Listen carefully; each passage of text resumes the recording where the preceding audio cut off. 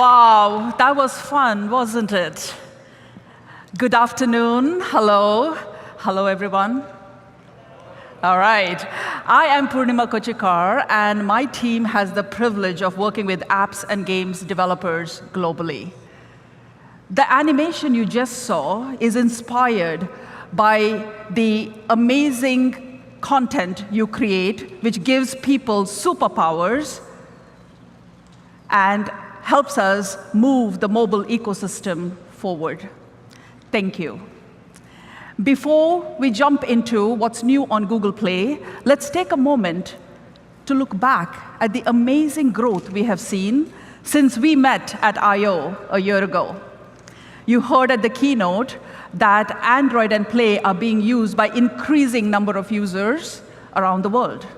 Android is now active on 2 billion devices monthly, and an astounding 82 billion apps have been installed from Google Play in the last 12 months. This is translating into more developers finding success on Google Play. In the last year alone, the number of developers with more than 1 million installs grew by 35%. This is phenomenal and makes me truly happy. Give yourselves a very big hand.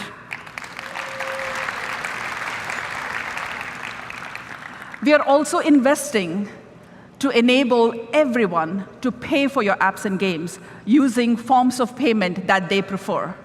For example, Americans prefer credit cards, Japanese prefer DCB, and Germans prefer PayPal, and Brazilians prefer some kind of a prepaid method like gift cards, which give them control over their payments. The sheer scale of our payment platform that you see behind me continues to amaze me. As a result, we are seeing that increased number of people paying for your apps and games than ever before. In the last year alone, the number of new buyers on Play grew by 30%. In particular, we are seeing great traction for the subscription business model. The number of subscribers grew by 2x last year, with 62% of the subscribers telling us that they use their app at least once a day. Beyond payments, we are also investing in capabilities to help you reach more users in more ways. The Play Store is now available on Trade-in VR and on Chromebooks that allows you to reach users in interesting new ways. Last year at I/O, we previewed Android Instant Apps. This allows your users to get access to your apps without the hurdle of having to install the app. We are very grateful to many of you, I can see you in the audience here, who worked with us to make that vision a reality. And today, we open up Android Instant Apps to everyone. I hope you'll all start working on them. And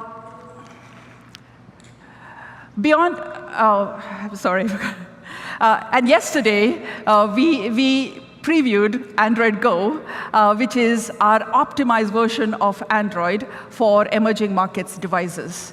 As you know, there are billions of people in emerging markets who are coming onto mobile for the first time. Please take the time to look at the Building for Billions guidelines to help you build for these devices. Above all, we are taking into account quality in every decision we are making on the Play Store. Through programs like Early Access, we are bringing you dedicated and highly motivated 23 million plus people who are willing to test your apps and give you feedback while they're still in development before you put it up for production. We are engaging with indies around the world to find the best quality games, and we are showcasing them on the Indie Corner.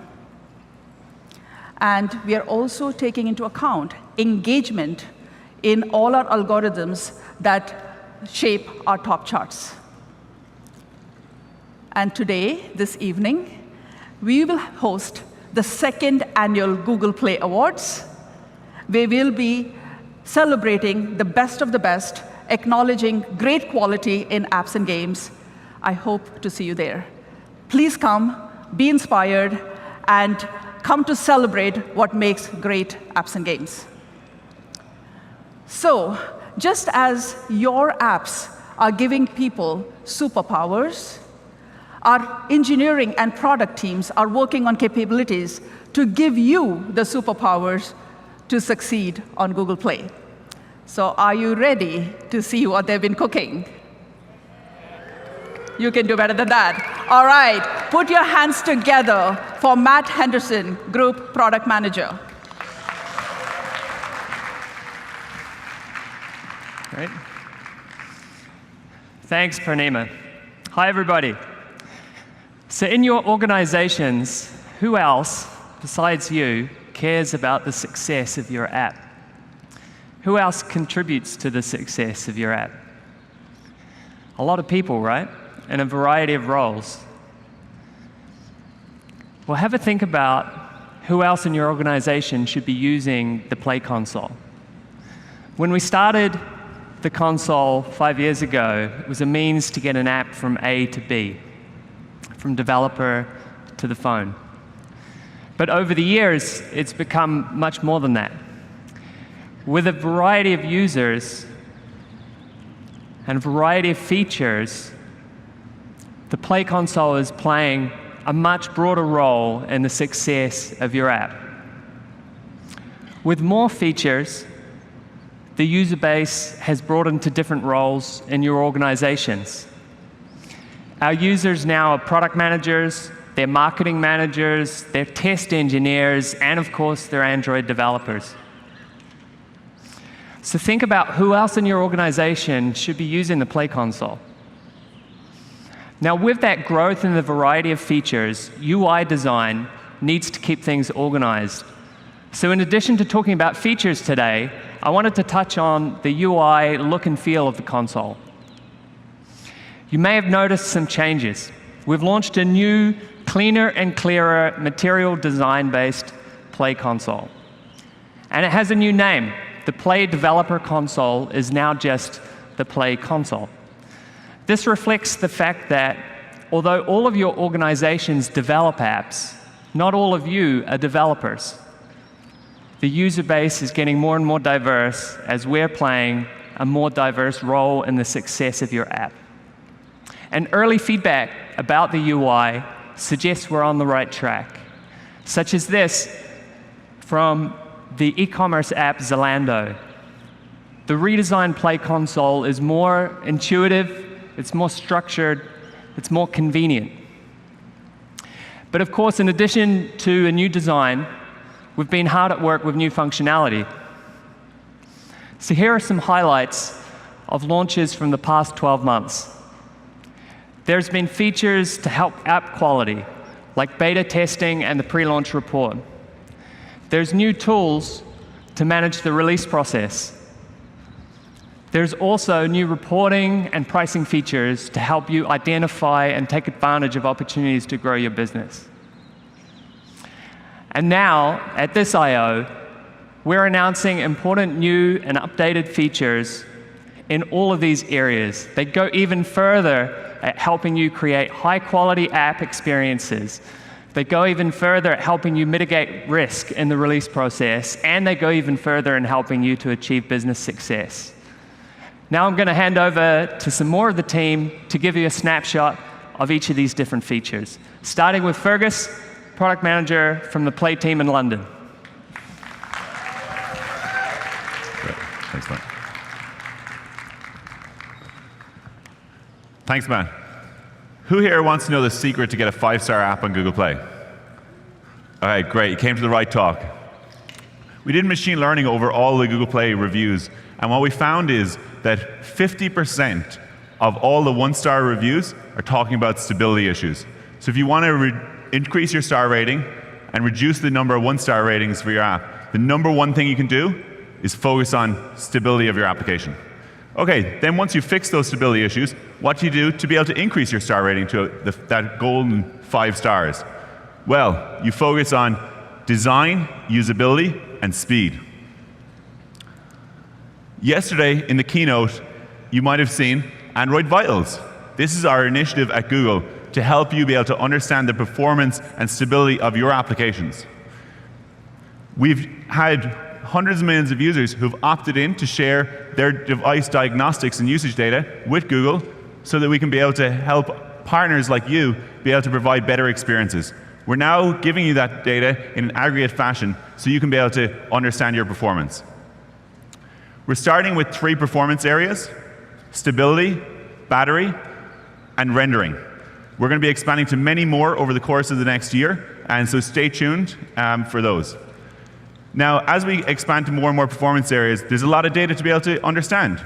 How do we simplify it for you? Well, we're introducing this concept of bad behaviors. Bad behaviors are when your app falls in the lowest 25% of apps for that metric. And if you are in the lowest 25%, we'll flag you as being in the lowest 25%, and you'll be able to understand that you should prioritize fixing your app in that area. So the first area is stability. This is all about providing a robust and stable experience to your users that is reliable. There are 2 performance areas, 2 performance metrics within this area. The first is your ANR rate, or application not responding rate. This is when your app freezes for more than 5 seconds. Second area is crash rate. This is when your application closes on the user. The second performance area is battery. So this is where your app is using the radios or the CPU unnecessarily. And the 2 performance metrics that we're focused on here are stuck wake locks. So this is where you hold a wake lock for more than an hour when the device is supposed to be idle. And the second one is wake ups. This is where you're waking up the device more than 10 times per hour when the device is idle. The third performance area is rendering. So this is providing users with that silky smooth experience on their device so that they feel like your app is responsive and fluid. The 2 areas that we have in this metric are slow rendering. So this is when 50% of your frames take more than 16 milliseconds to be rendered. So you're not achieving that 60 frames per second that users expect from their device. And the second one is frozen frames. This is where 0.1% of your frames take more than 700 milliseconds to be rendered. This is where users can actually really feel that there's a lag in the application. Both of these are shown in the Play Developer Console alongside all the other bad behaviors that I mentioned. So you can go to the Play Developer Console as of right now, and you can be able to see this data for your application, and then you can be able to focus on improving those core metrics. For each one, we provide links to developer.android.com, which gives you help articles of how you can be able to fix these issues yourself. Finally, and if you don't care about your star rating, which I'm sure most of you do, we also have other reasons why you should care about this performance area. We're starting to use this performance data in the promotability in the store itself, and other things that we're going to talk about later on today at 5:30 in a talk on the top 10 things to improve the stability of your application. You can be able to learn more about how we're improving the Play Store to be able to use this performance data. Now, I've talked a lot about the field data with Android Vitals. Now I'm going to welcome Ricardo on stage, who's going to talk about how you can be able to understand the performance of your application before you launch it. Thank you. Hi, everyone. It's great to be here today. Today, I want to talk to you about the Play pre-launch report. The pre-launch report summarizes issues that are found when testing your app against a wide range of devices. We launched it last year in the Play console, and you can find it there today. Pre-launch report actively contributes to the success of apps, and already thousands of you are already using it to create better apps. And I want to mention a few updates that we have about it. The key aspect of pre-launch report is app stability testing. We use a robot crawler to automatically test every APK that you upload to alpha or beta channels in the Play console against several physical Android devices. The robot tells you if it encounters any crash during a 5-minute crawl, which means that you can then fix the crash before it reaches production, and your users will not leave a 1-star review because of that. In the past year, pre-launch report has seen great momentum. Over 58% of Play top apps have opted into using it, and we have conducted over 6.5 million robot crawls across hundreds of thousands of APKs. But the number that I like best is not this one, but this one. In 85% of the cases, when pre-launch report found a crash, the app was not later pushed to production, which means that millions of users have not experienced these crashes that would have otherwise affected them, which is pretty nice. So we continually improve pre-launch report to make it even better. For example, to allow the robot to explore more of the app with data that you control, you can now provide test credentials that the robot will use to pass through login screens and explore more of the app. Pre-launch report automatically scans your app for vulnerabilities and privacy leaks using the knowledge of Google-owned security teams. Over the last year, we added new scans, and now we detect over 30 different types of vulnerabilities and privacy issues, from using obsolete libraries that have known issues to leaking identifiers. Pre-launch report also captures screenshots and videos during the crawl. We improved the way we capture them and we collect them, and we now take into account the structure of your app, such as the activities it's composed of and the transitions, to better cluster the screenshots intelligently. And this gives you a better view at a glance of how your app looks like across its various parts, which is great for spotting visual inconsistencies in your app look and feel. But this is the one that I like the most. We added new devices to the farm, including the Google Pixel running on Android O preview. So that means that without any work, you can check how your app performs on Android O and be ready for when it launches later this year. So you can go and upload an APK right now to the Play console in alpha and beta, and there's a good chance that by the end of this talk, you get a sense of how your app performs on Android O. Or at worst, it might take an hour. So this is all I have for you today. I hope the pre-launch report gives you that sense of amazing security that other developers like Playdemic are already finding on it. And I would like now to introduce on stage James Smith, Product Manager on Play. Thank you. Thanks, Ricardo. Hi, everyone. As Android developers, one of the most important things you have to look after is your app signing key, because your app signing key ensures the security and integrity of your app. Lost or compromised keys can be a very serious issue. Your private key is required for signing all versions of your app. If you lose or misplace your key, you will not be able to publish updates to your app. Your only option would be to publish a new app under a new package name and ask all of your users to move across. This would be obviously a terrible experience.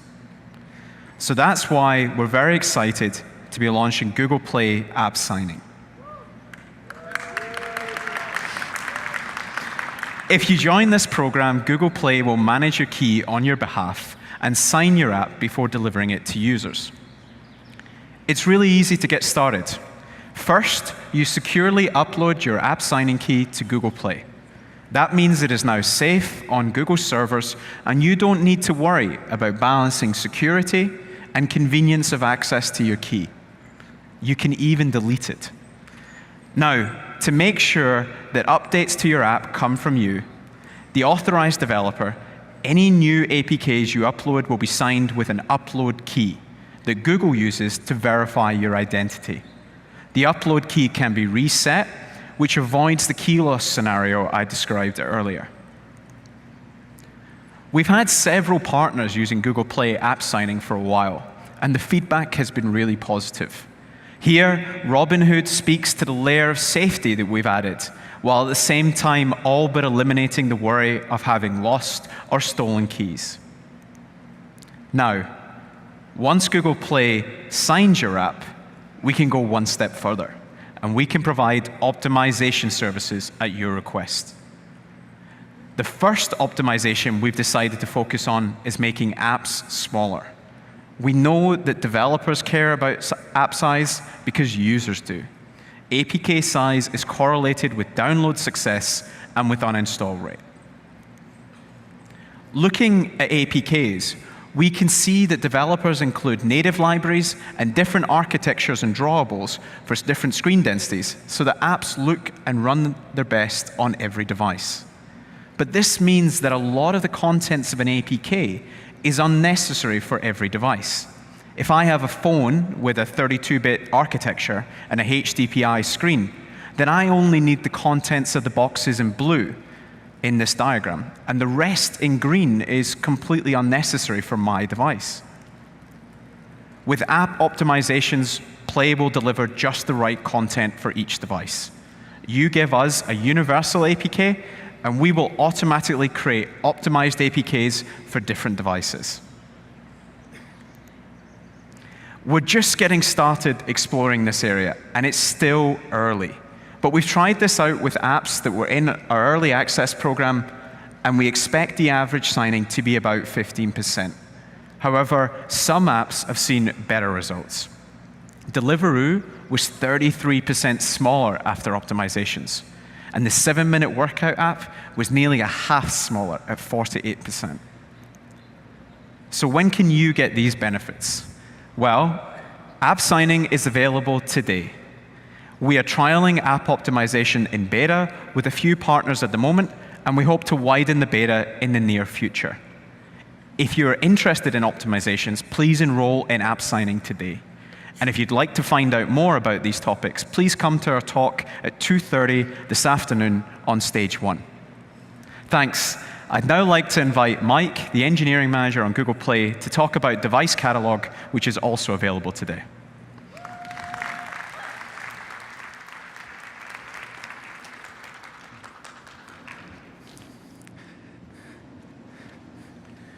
Thanks, James. So, as we saw at the start of this talk, the Android ecosystem is seeing significant growth. And this is in part due to the diversity of Android devices, with a range of different capabilities and price points. We hear that you love the reach that this brings, but understanding this device space and targeting the right devices can sometimes be a bit of a challenge. And so, to help with this, we have launched a new device catalog section in the Google Play console. Thank you. Using everything that we know about Android, we've gone from this long list of device codes to a rich, full-featured device catalog. Looks pretty awesome, right? So what can this do for you? First of all, we provide detailed device specs, including RAM, system on chip, GPU, screen size, and OS version for every one of the thousands of Android devices that are certified by Google. We also group these devices into models and allow you to drill down to understand the variations between them. To help navigate this device space, we provide search and filter options, allowing you to slice and dice the catalog by various device features. For example, you can use this to quickly find all SDK Level 24 devices with the Snapdragon 810 SoC. Or, as you see here, all devices manufactured by Google with more than 2 GB of RAM. And as you may have noticed, this is more than just device specs.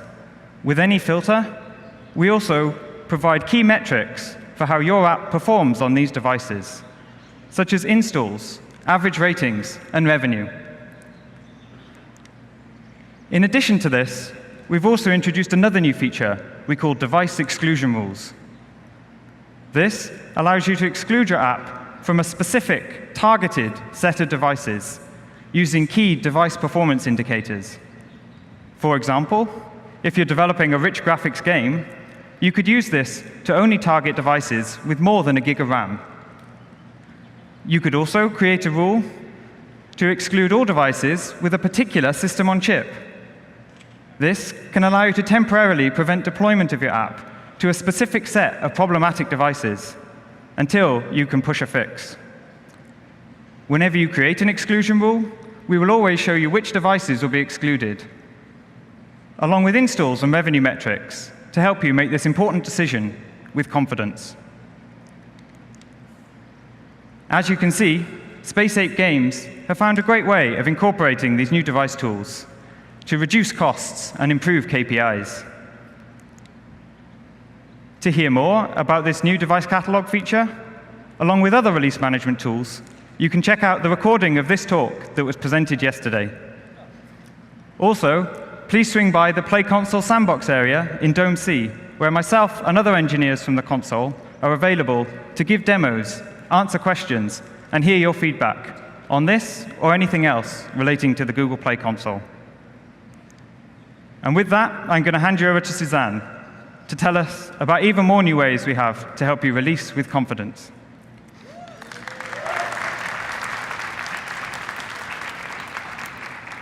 Thank you. Thanks, Mike, and hello all. I will walk you through the release dashboard, which we launched yesterday. You want to make sure that your production release is successful. We've always been ahead of the curve with tools to prepare great releases. Think about the pre-launch report that Ricardo discussed earlier, and our alpha and beta channels. But now, we also give you the data to monitor your production rollout, out of the box, without the need for an SDK. This data is offered in low latency and can help you make decisions about your rollout sooner and with more confidence. Let me show you a few highlights. When you push a new release, you obviously care about crashes. We give you absolute numbers, as well as crashes per 1,000 devices, to put those numbers in context. The default view shown here offers a comparison between your current release and the aggregate of all app versions that you have in production. If something does look off, you can then go straight to the crash clusters page to see if you introduced any new crashes. Releases aren't all about crashes, though. You also want to see ratings and reviews that are specific to your latest version.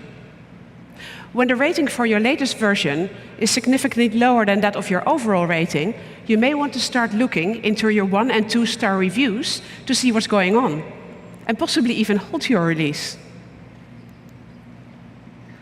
But what if you could also see install events? Broken down by new installs and updates, this can tell you whether enough users updated to your new version to push your rollout onto the next stage. And think about the power of knowing how many uninstalls came from updated devices. Are you losing existing customers because your latest version isn't performing well?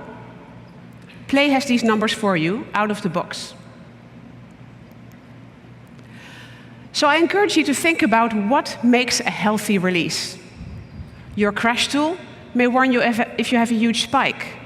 Your PM may panic if your ratings tank. But what about subtle but significant changes across metrics? Would you ever notice if you didn't see them all in one place? And to empower your decision-making even further, we also let you compare your release against a previous release of your choice. This gives you even more context. You don't only have your crashes and ANRs. You don't only have the impact that these are having on your ratings and on your uninstalls. But you can also see how these metrics compare to a previous release that you considered successful. All in one place, all within hours of your release starting, helping you minimize the time a bad release spends in production. So next time you roll a new version out, monitor it with the release dashboard. It is the new topmost item under release management. And now over to Preston, engineering manager, to talk you through the new statistics pages. Thank you.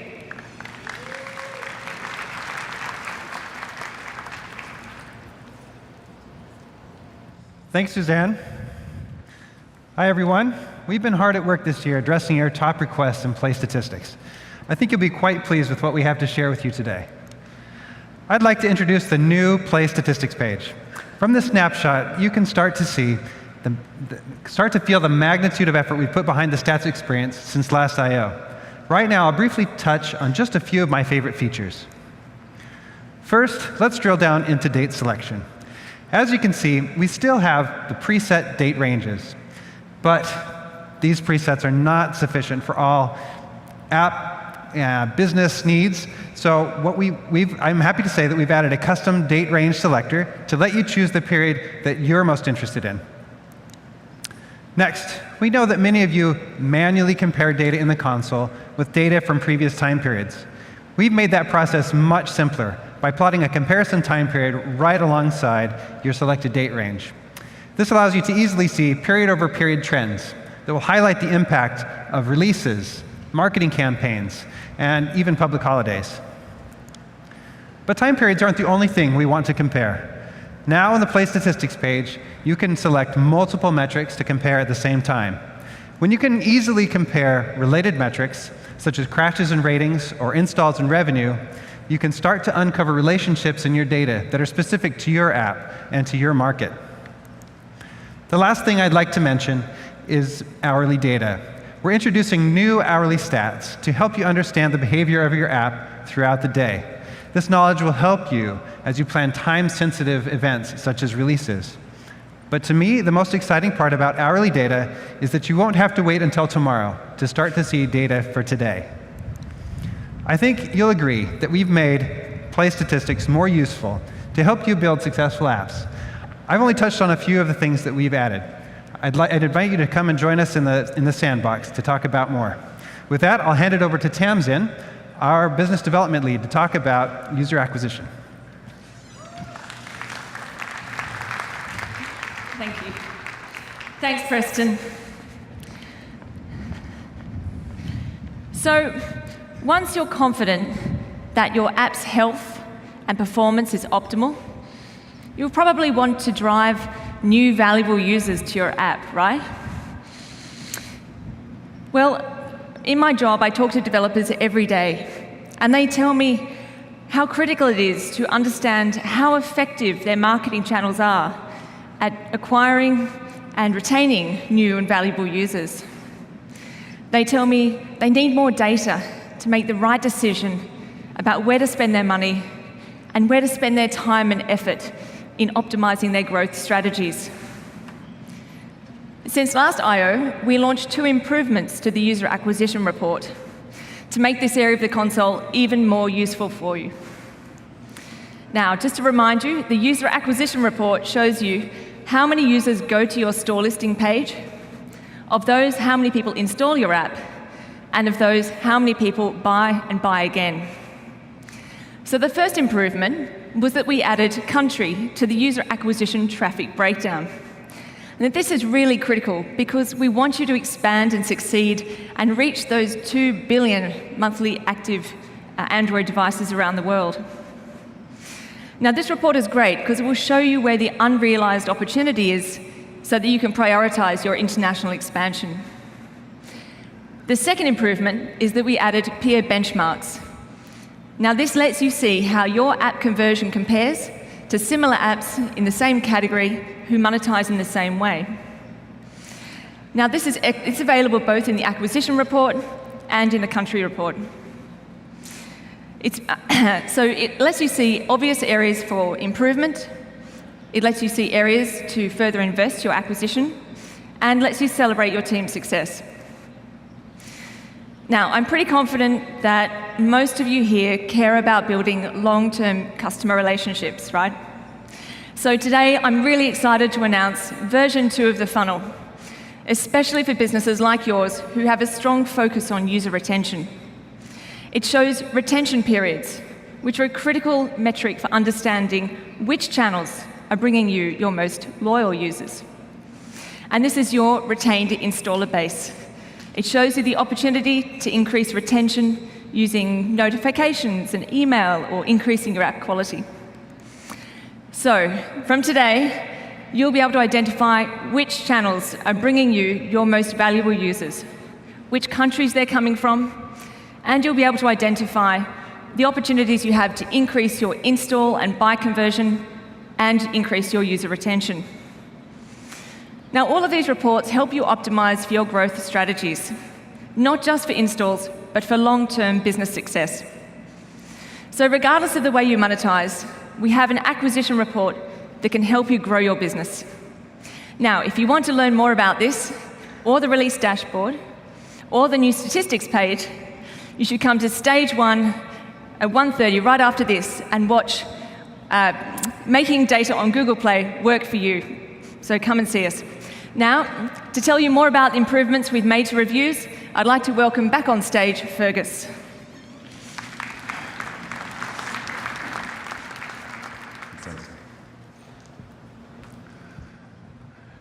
Great, so I'm back again to help those people who had their hand up earlier about trying to get a 5-star app on Play.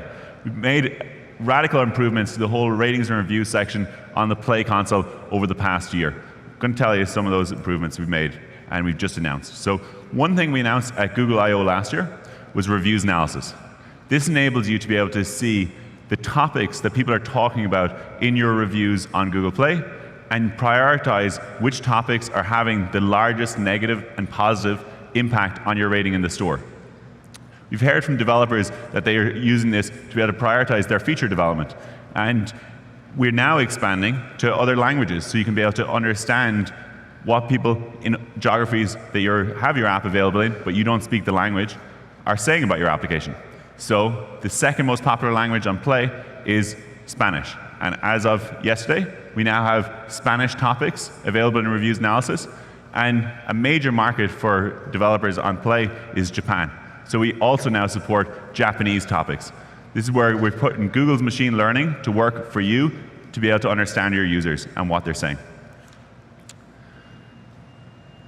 A limitation on the Google Play reviews for developers over the past couple of years has been that when users update their reviews, we're only able to see the latest update of their review. Now we're enabling you to be able to see the full review history of the reviews that that user has left for your app, unless they completely delete their review. This enables you to be able to have a fluid conversation with your users and be able to communicate with them effectively. So once you start engaging with your users and you start responding to their reviews, how do you understand if it's actually working for you? Well, we have updated rating section. This is where we show you what is the change in rating for reviews that you've responded to versus ones that you haven't responded to. And what we see is that developers are seeing major results in improving their star rating of their app by engaging with the users, because users in general update their rating to a positive rating as a result of engaging with them. Finally, another improvement we're making to the reviews area is the ability to be able to flag reviews that have passed through our first level of flagging that we do internally of reviews, where if you think that one of the reviews that is posted on your app does not match our posting guidelines and has been filtered through, then you can be able to flag it, and we'll do another manual review check and evaluation of that review to be able to determine if it matches our posting guidelines.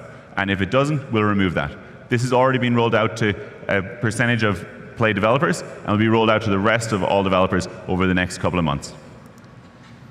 If you want to learn more about the secrets to being able to get a high-rated app on Play and increase your user retention, come to the talk we have later today at 5:30 to be able to learn more about the things I talked about in Android Vitals earlier, things Ricardo mentioned in the pre-launch report, and these ratings topics that I just talked about. I'd like to welcome Tom, who's a product manager on Google Play, to come on stage now and talk about subscriptions.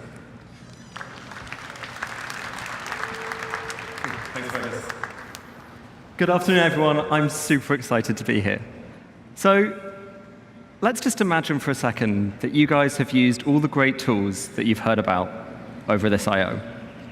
And you've worked with your teams and you've made awesome apps. How do you monetize them? Well, we think one of the best ways to do that is to use subscriptions on Google Play. And one of the reasons we think that is because subscriptions are growing stratospherically. We heard from Purnima earlier on that the number of active subscribers on Play has doubled in the last year alone. That's great, but it's only one data point for a long-term trend. In fact, consumer spend on subscriptions on Play has gone up 10 times in the last 3 years. That's an amazing opportunity for developers like you to make more money, more regularly, and more reliably. And I'm going to go out on a limb and say that that probably sounds pretty good to quite a lot of you. And quite a lot of us at Google have been trying to help you, have been really working to power your subscription businesses. So today, I'm going to share a few of the slew of new features of subs that we're launching at I/O this year. These are features to help you guys. Now, we know that to run a successful subscription business, you need really good data. So I'm really happy to say that earlier this week, we launched a brand new part of the Play console, the subscriptions dashboard. The subs dashboard pulls together key metrics and information about your subs business and puts it all in one place. So at a glance, you can see your total number of subscriptions, your new activations and your cancellations, your daily and your 30-day rolling revenue, and even your top-performing subs. This is a great area to get an overview of how well you're doing. It's brilliant if you want to spot trends or identify anomalies. And when you do identify an anomaly, you're going to want to know more. You're going to want to know even better data. And for that, over the coming weeks, we're launching 3 brand new click-through reports, each tailored to a key part of your subscription lifecycle: the acquisition report, the retention report, and the churn, the cancellation report. So let's look at them all really quickly. The acquisition report builds on the wonderful funnels that Tamsin showed earlier. But now it's a funnel that's tailored especially for your business. So not only can you see which of your channels drive the largest number of installs, but you'll see which drive the largest number of free trialists, and which of your acquisition channels eventually drive the largest number of high-value, repeat-paying subscribers. If you care about putting your money and your effort into the channels that give you the highest value users on subscriptions, this is the report for you. Secondly, there's the retention report. This powerful new report allows you to compare different cohorts from different subscriptions. So if you've got a brand new sub that you're experimenting with, and you want to see if it outperforms your others, you can quickly and easily plot it and make that decision to make it the primary one that you sell. Or if you try to use some of our advanced features, like introductory pricing, for instance, then you can see here the impact it has on your burn down. This is a really, really good place to inform your product decisions to increase your retention. And lastly, there's the churn report. So let's be honest. When someone cancels your subscription, it sucks. But this report rocks. And the reason I love this report is because for the first time on the Play console, you can see the exact days that people choose to cancel your subscriptions. This means that you can start seeing the impact of that release that you made to try to lower your cancellation rate. Or you can use this to start building the business model behind that feature that you think is going to keep people around for longer. Taken together, these 3 reports and the dashboard give you a view into your subs business that you have never been able to have on the Play console before. But we know that the insights you derive from these are only the beginning of the story, because those insights drive your decisions, and those decisions drive what tools you choose to use. So I'm also really happy to say that this I/O, we're announcing a brand new tool called Account Hold. This will allow you to know when a user's payment has failed, which is one of the leading causes of subscription cancellations. At that point, Account Hold will let you withdraw the entitlement of your great content in your app and tell the user why. You can say, hey, there's been a problem with your payments. Go into Play and fix it. And the user will have 30 days to fix their payment failure. We've been working with trusted testers and trying this feature out, and we've seen a 25% increase in retention rates. So, Account Hold and the new subscriptions dashboard are just 2 of the many features that teams across Google are creating to help you guys build successful businesses. Now, hopefully that's whetted your appetite. So if you want to know more, I really encourage you to come along to Stage 1 tomorrow at 10:30 to join me and a couple of colleagues as we really delve deeply into how to make more money using subscriptions on Google Play. So with that, I'd like to invite back to the stage Purnima and Matt to round the session out. Thank you very much. Thanks, Tom. So much new stuff. So, in addition to making use of the sessions, please do go online to g.co/play/developers. You can read much more about all of this new stuff there. And also think about who else in your organization can become a user of the Play console. And also, if you haven't already, I do encourage you to download the Playbook app. We've released a new beta with a whole lot of new content. It's a great way to stay informed of all of our announcements, our blogs, and other great content to understand the features. All right. So hopefully that has whetted your appetite to try to build amazing apps and games. And I hope to see you this evening at the Google Play Awards at 6:30, where we are celebrating all the wonderful work that has happened over the last year. I want to thank you for challenging us to continuously innovate, for adopting the features that we invest in, and creating things that actually provide superpowers to your users. So thank you very much for being here, and hope to see you at the Google Play Awards.